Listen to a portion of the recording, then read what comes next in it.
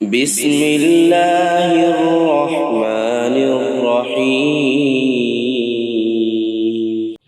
اللہ رب العزت نے قرآن پاک میں ارشاد فرمایا کونوا ربانیین کہ تم رب والے بن جاؤ، جس کو ہماری زبان میں آسان کر کے یوں کہہ دیں کہ اللہ فرما رہے ہیں لوگو اللہ والے بن جاؤ۔ بما کنتم تعلمون الکتاب، تم کتاب بھی پڑھتے ہو، وبما کنتم تدرسون، پڑھنے پڑھانے کا سلسلہ بھی ہے، تو کیوں نہ اللہ والے بن جاؤ۔ اس سے پتہ چلا خالی کتاب کا پڑھ لینا کافی نہیں ہے، خالی کتاب پڑھ لینے سے اللہ والا بن جاتا نہیں ہے۔ اللہ کیا فرما رہے ہیں؟ اے لوگو تم اللہ والے بن جاؤ، بما کنتم تعلمون الکتاب، تم کتاب بھی پڑھتے ہو، وبما کنتم تدرسون، بلکہ ایک دوسرے کو پڑھاتے بھی ہو، تم کتاب سیکھتے سکھاتے بھی ہو، کتاب کا درس دیتے اور سنتے بھی ہو، لہذا اے لوگو تم اللہ والے بن جاؤ۔ تو خالی پڑھ لینا کافی نہیں ہے، پڑھنے کے ساتھ ساتھ عمل کرنا بھی ضروری ہے۔ اللہ والا بننے کے لیے عمل شرط ہے، ورنہ تو خالی علم ہے، عمل کے بغیر تو اس علم کا بھی فائدہ ہی کوئی نہیں ہے۔ علم بھی ضروری ہے، نمبر 2 علم پر عمل بھی ضروری ہے، اور نمبر 3 عمل کے ساتھ اخلاص کا ہونا بھی ضروری ہے۔ ان تینوں چیزوں کا ہونا ضروری، ان تینوں چیزوں کا ہونا شرط ہے ہر مسلمان کے لیے۔ علم بھی ہونا چاہیے، نمبر 2 عمل بھی ہونا چاہیے، اور نمبر 3 اخلاص بھی ہونا چاہیے۔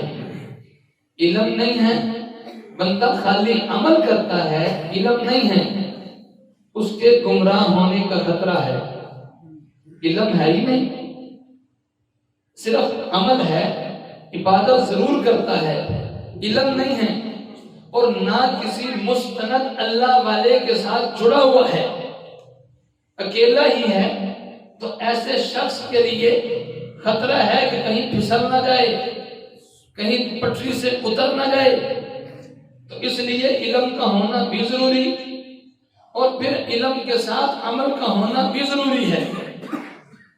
علم نہیں ہے، عمل ہے، گمراہ ہونے کا خطرہ ہے۔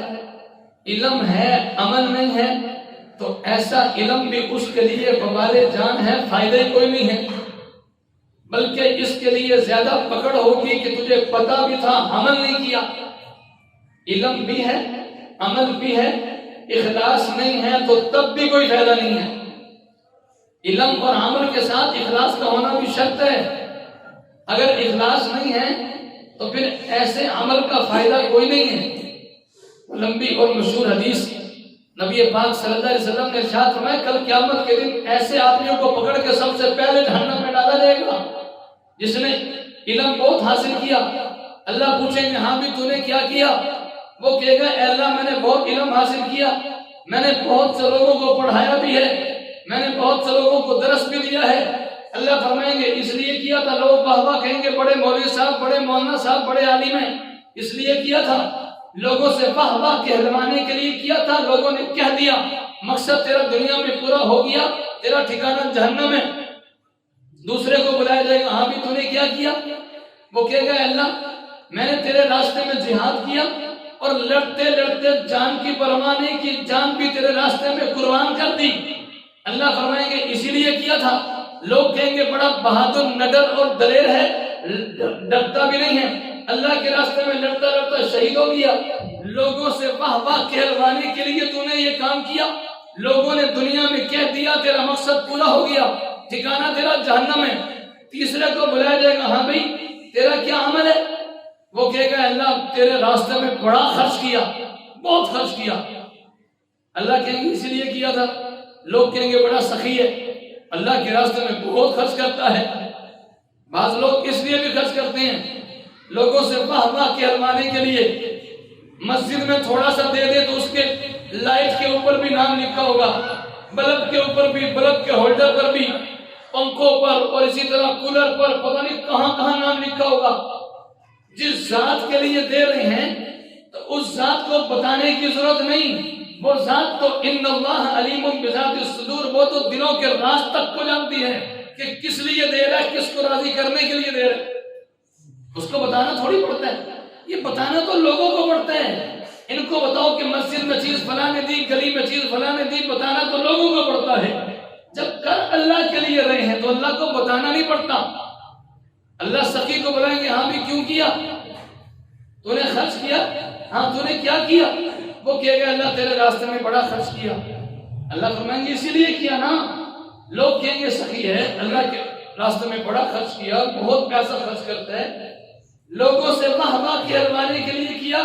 لوگوں نے کہہ دیا تیرا مقصد دنیا میں پورا ہو گیا، جہاں تیرا ٹھکانہ جہنم ہے. اس سے پتہ چلا علم بھی ضروری ہے، عمل بھی ضروری ہے، اور عمل کے ساتھ ساتھ اخلاص کا ہونا بھی ضروری ہے. بعض مرتبہ بندے کا اخلاص، بندے کی نیت کا خالص ہونا، یہ عمل سے بھی بڑھ جاتا ہے. بات سمجھنے کی ذرا. کبھی بندے کا اخلاص اس کے عمل سے بھی آگے نکل جاتا ہے. کبھی بندے کا اخلاص، اس کی نیت اس کے عمل سے بھی زیادہ ثواب کما لیتی ہے، اتنا ثواب عمل نے نہیں کمایا. کبھی ایسا ہوتا ہے بندہ بہت زیادہ اللہ کے راستے میں خرچ کرتا ہے، نیت میں ہے فطور، 2 لاکھ کا بچہ اللہ کے راستے میں ذبح کیا، بڑا جانور ذبح کیا، گائے ذبح کی. نیت میں ہے فطور کے لوگ کہیں گے کہ بہت بڑا جانور ذبح کیا.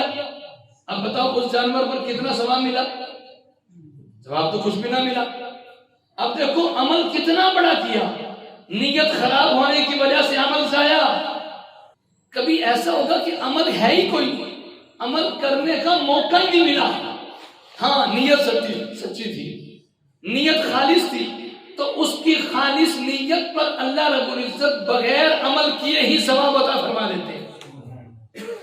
حضرت موسیٰ علیہ السلام کے زمانے میں ایک شخص جا رہا تھا، کسی جگہ پہ مٹی کا بہت بڑا ڈھیر لگا، دیکھا، ڈھیر کو دیکھ کر کہنے لگا کاش میرے پاس اتنا مال ہوتا، میں اللہ کے راستے میں خرچ کر دیتا. اب جذبہ سچا تھا، نیت سچی تھی، صرف دکھلاوے کے لیے نہیں تھا. اب اس نے خرچ کیا نہیں، کیا کہتا کاش کہ اتنا مال میرے پاس ہوتا، میں اللہ کے راستے میں خرچ کر دیتا. وقت کے نبی پہ اللہ نے وحی بھیجی کہ اس کو کیا دو، اتنا مال اللہ کے راستے میں خرچ کرنے کا ثواب مل چکا ہے، تیرے نامہ اعمال میں ثواب لکھا جا چکا ہے. حالانکہ اس نے خرچ کیا نہیں، صرف نیت سچی تھی. تو اس لیے کہہ رہا ہوں کبھی نیت پر بھی ثواب اتنا مل جاتا ہے کہ عمل پر بھی نہیں ملتا. تو بہرحال تینوں چیزوں کا ہونا ضروری ہے. نمبر 1 علم بھی ہو، نمبر 2 عمل بھی ہو، اور نمبر 3 اخلاص بھی ہو.